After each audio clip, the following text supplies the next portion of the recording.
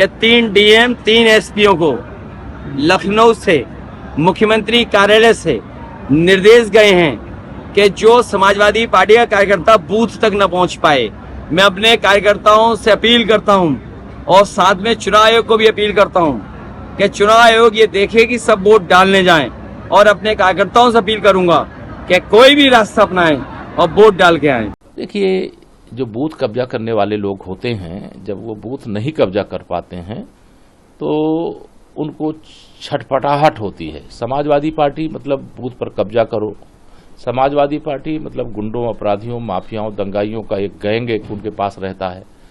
लेकिन चुनाव आयोग की अगर शक्ति है, बूथों पर कब्जे वह नहीं होने दे रहे हैं, तो मैं इसका स्वागत भी करता हूं।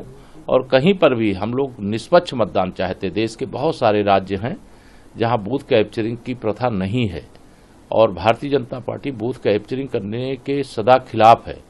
हम लोगों की सेवा करके अपनी विचारधारा के आधार पर, अपनी उपलब्धियों के आधार पर समर्थन मांगते हैं और लोगों को वोट मिलता है। सपा चूंकि चुनाव हार रही है, कांग्रेस चुनाव हार रही है, बसपा चुनाव हार रही है, तो इस प्रकार के अनर्गल आरोप लगाने का काम करेंगे। अखिलेश यादव लेकिन कह रहे हैं कि हम 79 सीटों पे जीत रहे हैं, सिर्फ एक सीट पे हमारी लड़ाई है। देखिए, श्री अखिलेश यादव जी हार का चौका लगा चुके हैं, 5वीं हार के द्वार पर खड़े हैं।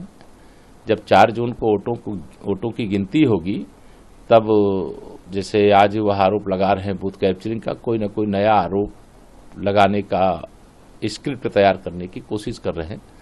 समाजवादी पार्टी बहुत करारी पराजय की ओर है, समाजवादी पार्टी के साथ कांग्रेस गठबंधन पराजय की ओर है, और भारतीय जनता पार्टी और हमारा गठबंधन बड़ी विजय की ओर है। अखिलेश यादव ये भी कहते हुए नजर आ रहे हैं कि कन्नौज के चुनाव को प्रभावित करने के लिए लखनऊ से अधिकारी भेजे गए हैं। देखिए, इससे यह पता चल गया है कि मतदान से पहले और मतगणना से पहले श्री अखिलेश यादव जी चुनाव हार चुके। जैसा मुझे पहले लग रहा था कि कन्नौज भाजपा का गढ़ है, वो समाजवादी पार्टी का गढ़ नहीं है, और आज वहां निश्चित तौर से कमल का फूल खिल रहा है, इसलिए इस प्रकार के आरोप लगने शुरू हुए। सर, एक आखिरी सवाल है। मल्लिकार्जुन खड़गे कह रहे हैं, उनको मैं कोट कर रहा हूं, उन्होंने कहा कि मोदी शाह जो हैं वो 4 जून को अगर जीत गए तो देश के लोगों को गुलाम बना देंगे। देखिए, कांग्रेस जिस मानसिकता की पार्टी है उसी मानसिकता से सोचती है।